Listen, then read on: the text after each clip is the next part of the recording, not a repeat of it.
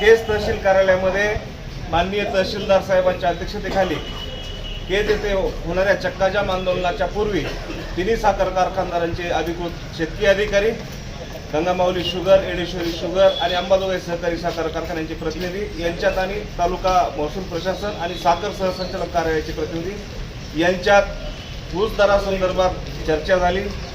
या चर्चेमध्ये तिन्ही साखर कारखान्यांनी 2800 रुपये पहिली उचल देण्याचं मान्य केलं आहे आणि त्याचं प्रोसिडिंग तसं तहसील कार्यालयात आता होणार आहे। संध्याकाळपर्यंत कारखान्यांनी लेखी पत्र देण्याचं आश्वासित केल्यामुळं केज तालुक्यामध्ये जे होणारं आजचं ऊस उत्पादक शेतकऱ्यांचं बेमुदत चक्काजाम आंदोलन होतं ते सर्वांनी शेतकऱ्यांनी म्हणून हे स्थगित तात्पुरतं केलेलं आहे। जर साखर कारखान्याने 2800 रुपये पहिली उचल नाही दिली तर हे शेतकरी आंदोलन आता वेगवेगळ्या भागामध्ये उत्स्फूर्तपणे होईल, त्याच जबाबदारीतलं प्रशासन राहील। केजच्या शिवाजी महाराज चौकामध्ये अंबाजोगाई सहकारी साखर कारखाना, येडेश्वरी खाजगी साखर कारखाना आणि गंगामाऊली खाजगी साखर कारखान्याच्या पहिल्या ऊस दराबद्दलची बैठक आज आयोजित केलेली होती। तहसीलदार केज यांनी ही बैठक बोलावली होती। या बैठकीमध्ये प्रामुख्यानं ऊसाला पहिली उचल काय मिळणार याकडे सगळ्या शेतकऱ्यांचं लक्ष होतं। तर साखर कारखान्यांनी ऊसाला पहिली उचल 2800 रुपये प्रति टन देण्याचं मान्य केलेलं आहे आणि बाकीचे फायनल पेमेंट जे आहे ते RSF नुसार 3000च्या वर जाईल अशा पद्धतीची भूमिका त्यांनी घेतलेली। पण खासदार बजरंग बाप्पा सोनवणे यांच्या येडेश्वरी साखर कारखान्यानं मला ज्या दिवशी फोनवर खासदार साहेबांचं माझं बोलणं झालं त्या दिवशी त्यांनी सांगितलं होतं की 3000 रुपये पहिली उचल मी 3000ची देणार आहे आणि त्यांनी परवा जी उचल काढलेली ती 2800 रुपये प्रति टनाची काढलेली। ही जी लबाडी खासदारांची ही चुकीच्या पद्धतीनं शेतकऱ्यांना फसवण्याचा त्यांनी प्रयत्न करू नये।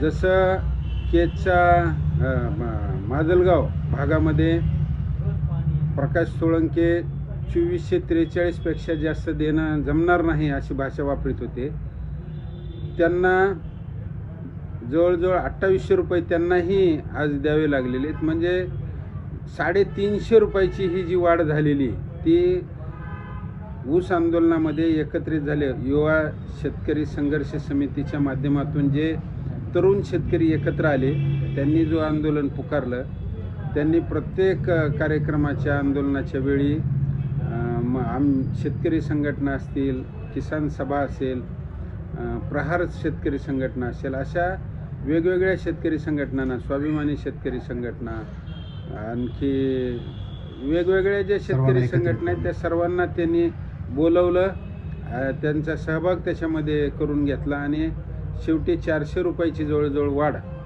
त्यांना द्यावी लागलेली। बजरंग सोनवणेंनी अशी जर का फसवणूक केली, कारण मागच्या सीझनमध्ये त्यांनी 2900 रुपये पूर्ण करणार असं सांगितलं होतं आणि प्रत्यक्षामध्ये 2700 रुपये शेतकऱ्यांना दिलेले। गेल्या वर्षीचे 200 बुडवायचे, यावर्षीचे 200 बुडवायचे, असा जर का त्यांनी प्रघात जर का पाडला तर एक दिवस याही भागामध्ये जसे चालू कारखाने तिकडे बंद पडले तीच परिस्थिती आपल्याही भागामध्ये तयार होऊ शकते। कारण ऊसाचं क्षेत्र फार वाढणार नाही, तुम्ही वाढविलेल्या क्रशिंग कॅपॅसिटी पाहता एवढ्या ऊसाची उपलब्धता केज अंबाजोगाई तालुक्यामध्ये होऊ शकत नाही, हे उघड सत्य आहे। हे लक्षात घेऊन त्यांनी ऊसाचा पहिला भाव जो आहे तो पहिली उचल ही 3000 रुपये टन यावर्षी देतो म्हणले होते, त्यांनी ती पहिली उचल 3000 रुपये करावी आणि त्याच्यानंतरचा जो RSF नुसार जे काही पैसे द्यायचे ते त्याच्यानंतरची गोष्ट आहे, त्याच्याबद्दल वादविवाद पुन्हा होऊ शकतात, हिशोब होऊ शकतात। बजरंग सोनवणेंनी याची खबरदारी घ्यावी एवढंच आजच्या निमित्तानं सांगतो। केज तहसील कार्यालयामध्ये जी बैठक झाली त्या बैठकीत नेमकं काय ठरलं? तहसील कार्यालयामध्ये येडेश्वरी साखर कारखाना जो आहे बजरंग सोनवणेचा, त्यांनी लेखी स्वरूपामध्ये 2800 रुपये आम्ही शेतकऱ्यांना पोच केलेले आहेत असं लिहून पाठविलं आणि दुसऱ्या 2 कारखान्याचे अंबाजोगाई साखर कारखान्याचे शेतकी अधिकारी आणि गंगामाऊलीचे शेतकी अधिकारी तिथं आलेले होते। त्यांनी गंगा माऊलीनं सांगितलं की आम्ही 2600 दिले, त्यांचेही आम्ही पुढचं जे पेमेंट निघणार आहे ते 2800 रुपयानं पेमेंट काढू, अशा पद्धतीची भूमिका त्यांनी मांडलेली.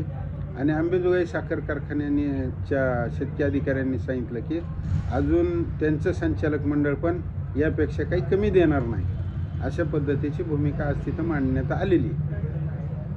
मात्र लेखी जे स्वरूपात कारखान्याने द्यायला पाहिजे तर तिन्ही कारखाने अंबाजोगाई सहकारी साखर कारखान्याने लेखी हमी दिली का?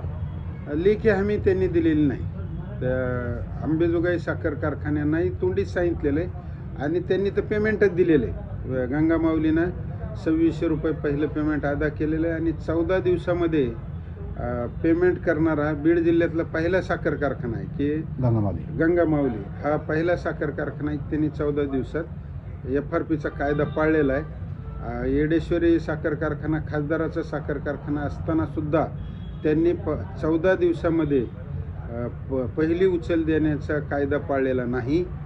आणि सगळ्यांचं ह्या बीड जिल्ह्यातलं खासदार आहेत ते स्वतः त्यांनीच खरं म्हणजे पुढाकार घेऊन ज्या शेतकऱ्यांनी त्यांना मतं दिलेली आहेत त्या शेतकऱ्यांना ऊसाच्या भावाच्या बाबतीमध्ये त्यांनी सगळा कायदा जर का पाळला तर मला वाटतं की जिल्ह्यामध्ये सगळेच त्यांचं फॉलोअप घेतील. अंबाजोगाई सहकारी साखर कारखान्याने जर भाव दिला नाही तर या शेतकरी तुमची एकत्रित सर्व शेतकरी संघटनांची भूमिका काय राहील पुढील काळामध्ये? त्यांना ऊसच मिळणार नाही ना. आज अशी परिस्थिती आहे की अंबाजोगाई सहकारी साखर कारखान्यानं जर का पहिला हप्ता इतर साखर कारखान्याबरोबर जर का दिला नाही, स्पर्धात्मक दर जर का दिला नाही तर त्यांना शेतकरीच ऊस देणार नाहीत. कारण ऊसाची पळवापळवी डिसेंबर झाल्याच्या नंतर 1 जानेवारीपासून ऊसाची पळवापळवी सुरू होईल. कारण आता येडेश्वरीला 10,000 टन ऊस लागणार आहे, गंगा माऊलीला 5,000-5,500 टन ऊस लागणार आहे आणि ह्यांना पण 4,000-4,500 ऊस अंबेजोगाईला पण लागणार आहे. खाली आता पनंगेश्वर सुरू होतंय, जुना वैद्यनाथ ओंकार ग्रुपच्या नावानं तो सुरू होतंय. तर त्यांना जर का ऊसाची उपलब्धता पुरेशी पाहिजे असेल तर त्यांना येडेश्वरी बरोबर स्पर्धा करणं, नॅचरल शुगरबरोबर स्पर्धा करणं, रेना सहकारी साखर कारखान्याबरोबर स्पर्धा करणं अनिवार्य आहे. त्याच्यामुळं ते मला स्वतःला असं वाटतं किंवा ते ही बाजू सावरून घेतील, ते पैसे देतील.